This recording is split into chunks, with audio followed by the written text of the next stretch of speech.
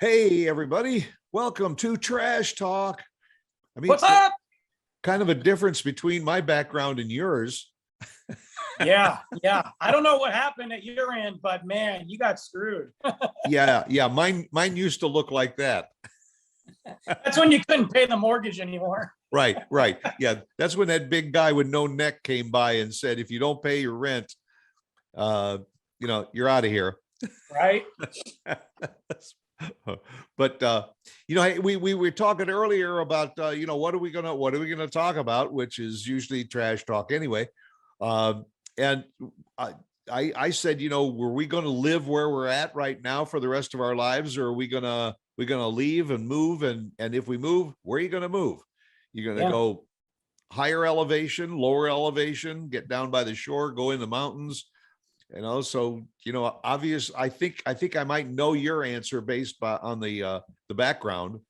Yeah, it's funny because I'm currently looking in the next direction, house-wise, where to go. I'm obviously not leaving the area, but yeah, it's always been a thought, like where to go. And I think for me, I mean, there's pros and cons of everything, but the more I get older, which, is not too old, but You're still a I pup. prefer cabin, woods, mountains. I mean, ultimately, I think if I could leave now, I would go to an area in Colorado. I know they've had some rough times. Everybody's got something, Um, but when I went to visit my sister and my friends in Colorado before my son was born, I found a lot of places that I could live. Now I've got even more people there.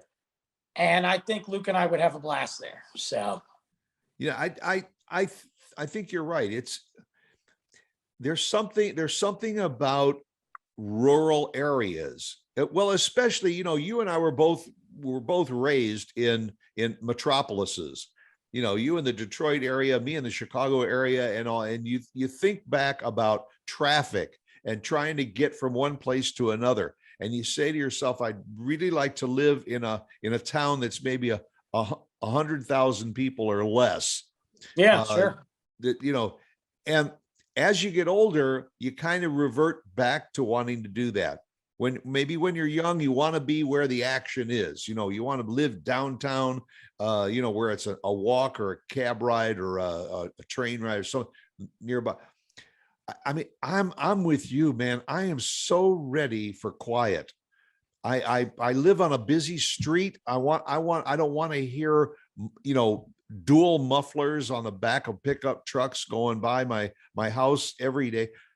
Next house, if I get another house, believe me, the first thing I'm going to say to the realtor is it's got to be on a cul-de-sac. I don't Right. want Yeah. to live on a through street. Yeah, that makes sense. You brought up the city, and I've always been a city guy.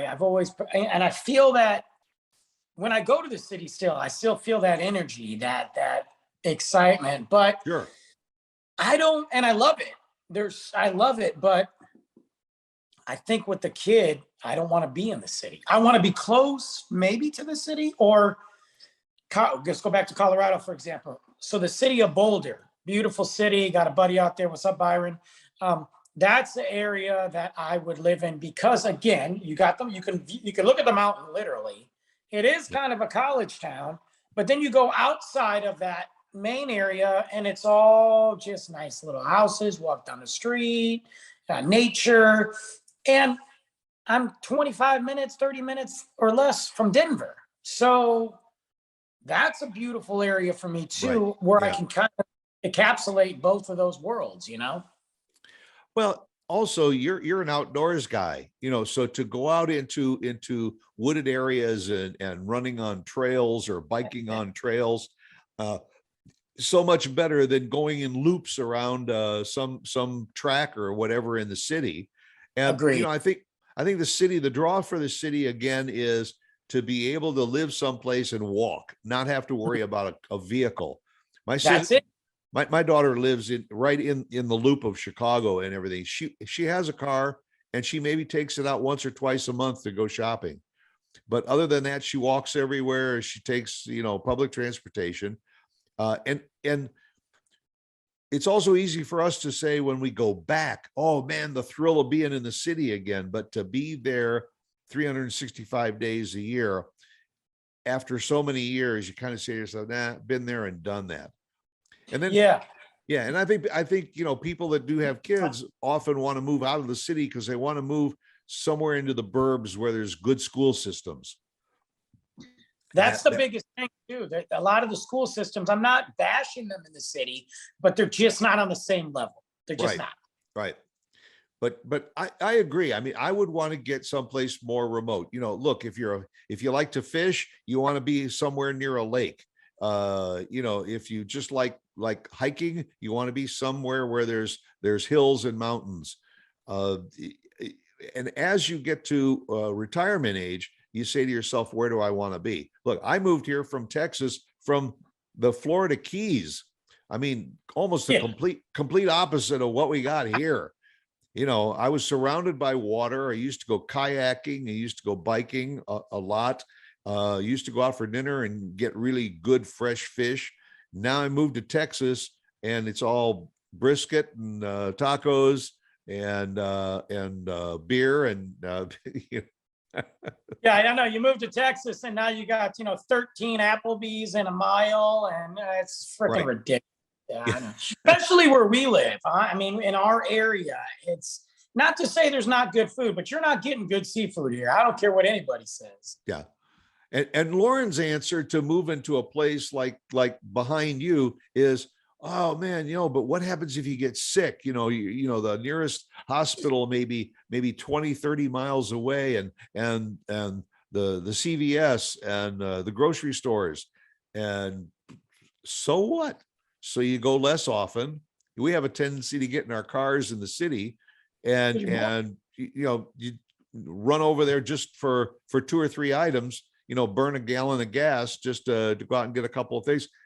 When you live more remotely, you plan your trip to stock up for a few weeks. Well, and a lot of the places like we're talking about, like behind me too. I mean, that one's probably more remote, but a lot of them, I mean, they're not that far. I mean, there are some places when you go into the mountains where it's like, yeah, okay, look, it's a 25-minute drive into town. Yeah, you got, Jack and Jill's gas station, but that's it, But then you budget better, you plan better. You can't do that for when you're sick, but no offense, if you get sick now, right, like where we are, and I'm talking like something where you got to go to the hospital, it might take you that long just to get there anyway with traffic. Well, that's true. Or where we are now, once you get there, you might sit for an hour or two before you even see the doctor. I mean, look, we are the city of 15,000 remote ERs, but the bottom line is half of them send you to the hospital anyway, and you got to wait in the waiting room. So yeah. I know the point is, but for me, nah, because then look what we're sacrificing. We're sacrificing all this, the water, the mountains, things like that, for convenience. And it's really not convenience. I gotta be real with you. The more I drive around where I live and you live in that area, the more I get annoyed. I love that there's stuff, but it's there, but 80% of it is just stuff. It's nothing we need. It's just pointless banks and ERs and CVSs and nothing cool, It's, I don't know. It's we took a ride out into the country a week or so ago and went to a small town that actually has a 4-way stop in the middle of the town and no lights. Nice. No lights. And I mean, the town is probably about a block and a half or maybe 2 blocks maximum in all 4 directions. Where'd you go? Crum.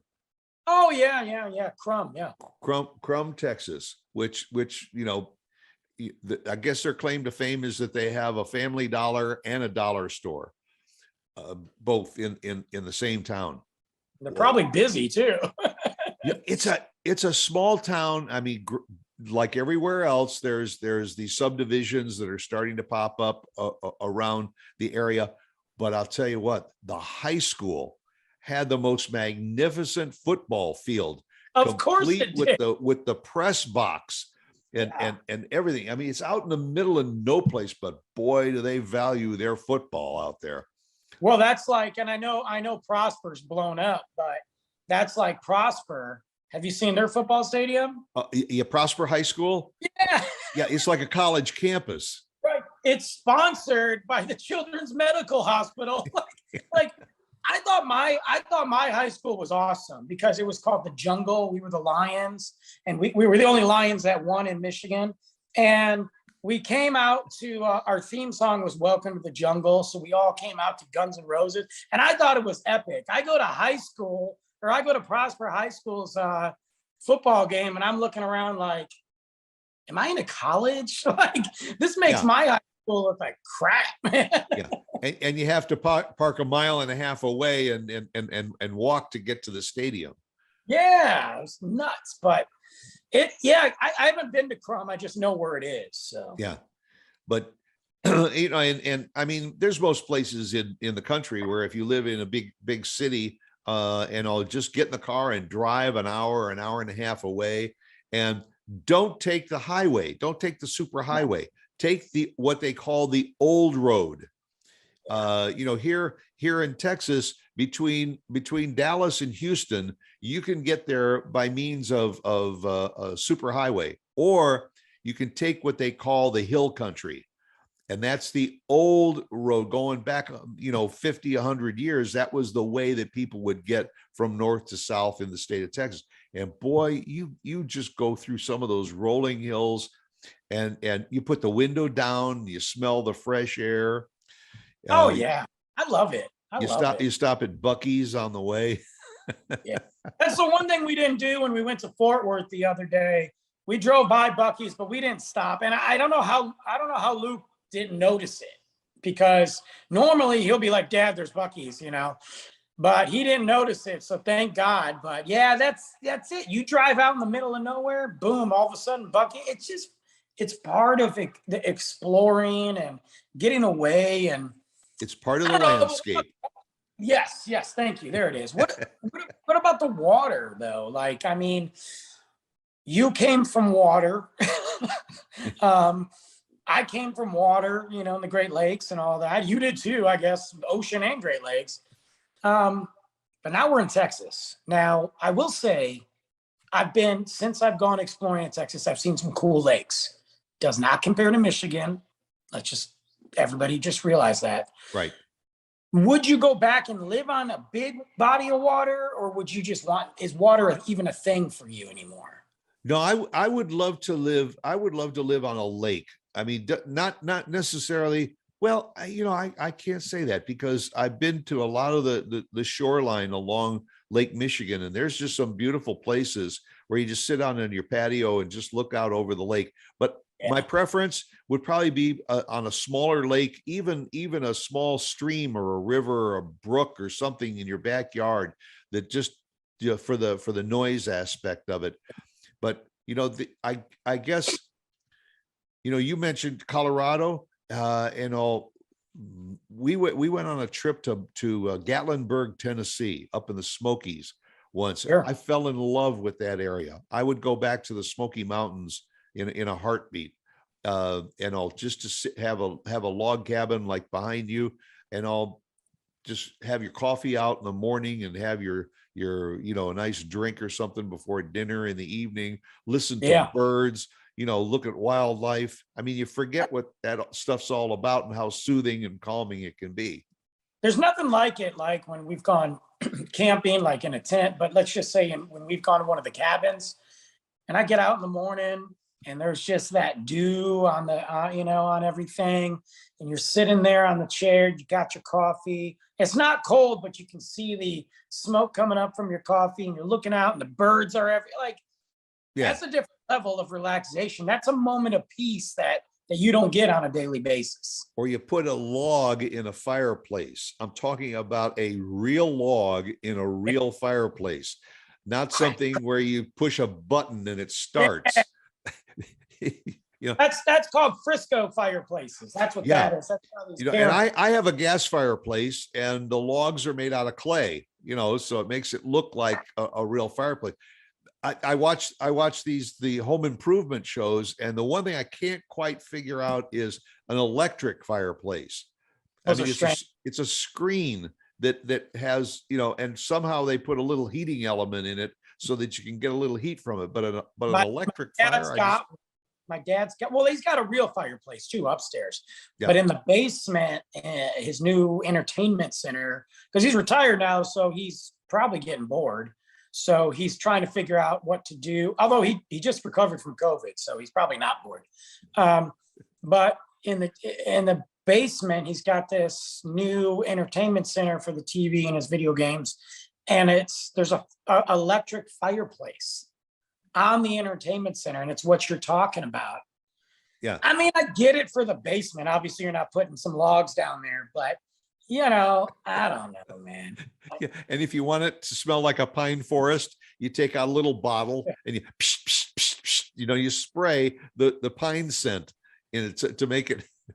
I love the sound of crackling wood on a fire. I love fires.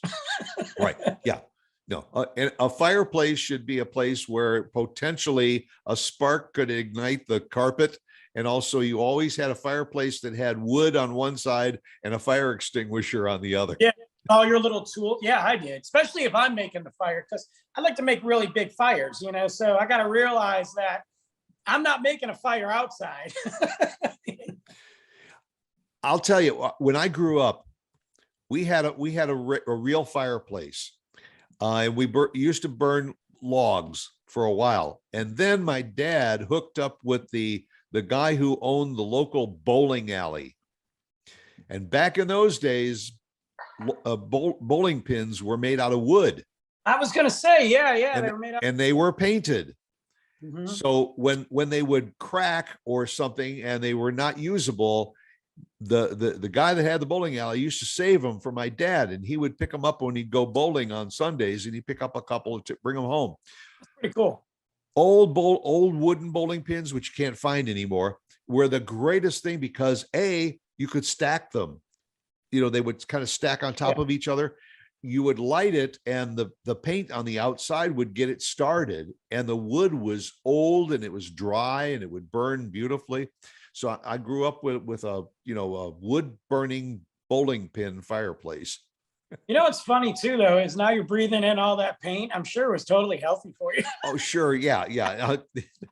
That's probably why they switched it over to plastic pins or hard rubber. You light a hard rubber bowling pin. What are they now anyway? I used to have a bowling pin. It was really heavy. Yeah, I don't know whether they still making them out of rubber or they were made out of rubber, but they could be fiberglass now. Good God. No wonder bowling's so expensive these days. I remember I used to go to this. We're getting off topic. Who cares? I remember I used to go to this bowling alley back in South Lyon. I think it was called 700 Bowl. And you'd go there for like $8, $6. They also used to serve me underage there too. So shout out. But and that was for 3 games, including the shoes. The shoes, yeah. And we'd go and get some crappy beers at the age of 17. Right. But in fact, the first house that Lauren and I had, it was a little townhouse. In the basement, they had fixed up the basement, and there was a little corner electric fireplace. Nice. And what it was a light bulb inside of this plastic log, and when you turned it on, the log would rotate, so you would see the light bulb, and it would kind of look like a flame in there, but you knew it wasn't. It's awesome. Hey, it was the ambiance. That's right. And then it also had a switch to add heat or to do it without the heater on. Oh, look at that. That's bougie. But all right, so we both kind of say we would probably live in more of a remote area, maybe up in a mountain. Would you ever give thought to living on a seashore? Yeah, no, I would give thought. I mean, look, if somebody came, if it was like a matrix decision and somebody said, hey, Brandon, you can stay where you're at or go to a seashore, I think we all know I'd leave. Yeah. But yeah, I would. It doesn't have to be an ocean. I'd probably prefer a lake, just because, but I wouldn't rule out an ocean either, or, but I'd prefer a lake, I think. Yeah. Now when we lived in the Keys for 10 years, I mean, that was awesome because you had the ocean to the east and you had Florida Bay to the west. And so if I wanted to get up in the morning and go kayaking, I would just look and see which way the wind was blowing and what the temperatures were. And boy, I enjoyed kayaking on a lake also, especially if it's a lake that does not allow motorized vehicles. You don't want to go on a kayak with a motorized vehicle. That's a bad situation. I like kayaking too. I have a weird underlying, I don't want to say fear, but I don't know any other word, fear of water. But I love water. It's weird. Maybe I just respect the fact that it can kick my butt, Right. But I do like kayaking a lot. I think it's fun. Going in a canoe. Just a good time, We did that up in Oklahoma. And we quite a few times and just had a blast, just going down the river, seeing some deer, seeing some things in the water you didn't know what they were, like good times. All right. So what about a foreign country? Yeah, I would go move to Ireland, Italy. I might even go over to England, honestly, but those would be the ones. Ireland, Italy for sure. Those two. I go there, not a problem. No questions asked. I think Ireland would be on my list also. And also there's something fascinating about Scandinavia, Finland, Norway, Sweden, up in that area. Yes, I could do that too. Yep. So. I might not agree with everything that's going on over there, but hell, I don't agree with everything that's going on here. So that's true. You know what I mean? Whatever. At least I can look at something pretty, A great change of scenery, and also good food. Oh yeah, good beer. That's right. Boy, in Ireland, you can get by in Ireland just on a good stout and boiled potatoes. That's all you need. Look, breakfast is my favorite meal, and nothing beats a real Irish breakfast. So I mean, I'm down with that. My cholesterol might be high, but whatever, gives a crap. No, but Ireland, yeah, I spent time there, and yeah, absolutely. I could picture, I mean, after like about 3 days when I was there, I was like, yeah, this is where here I am. And I could see myself just kind of walking around, hanging out. I don't know what I'd do for work. I'd probably just go back and work in a pub. I mean, who cares, I mean, you're the life of the average Joe. Yeah. Why not? If in a different multiverse where Luke doesn't exist, I'd disappear. I would. I'd still do my podcast. We'd be doing Trash Talk from Ireland, but that's the beauty of it. No matter where we go, we're always going to be available for our listeners, and all because, hey, that's what we do, and we do it every Tuesday morning at 8:00. Yes, we do. Don't forget to join us every Tuesday. Hey, I got to give a shout out too before we wrap this up here. Big shout out to the Wilson King podcast. Awesome. Thank you for having me on. Had a great time, and thank you for being on too. Thank you for listening. Yeah, and you always get the t-shirts, and I get nothing. I got a bag of stuff that I forget to give you. I know you still got a bag of stuff, including a bottle of pickle beer, and that could take a whole show in itself just to talk about that. And guess what? There's been more added to the bag because I got more swag in. I just keep adding stuff.